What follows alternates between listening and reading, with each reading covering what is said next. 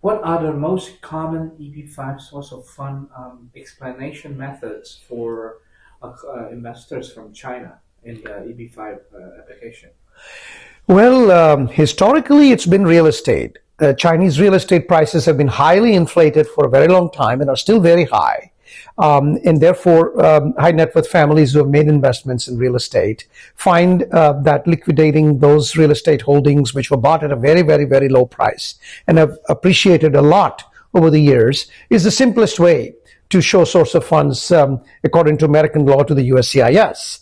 However, there are many, many other ways in which you can do that, and you are limited only by your imagination. Any lawful source, any source which you have not broken United States law, is something that is acceptable for EB-5 purposes for source of funds. So, a lot of people have corporations and they would take a loan from their own corporation or make an equity dividend on their equity for the corporation.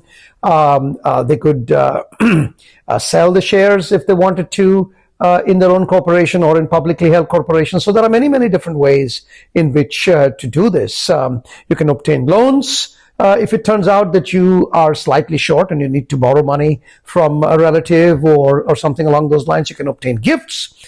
If it turns out that, let's say, the parents of the child who is getting the benefit of the green card do not have sufficient funds, and an uncle or an aunt wants to gift them the money, that is also something that's possible.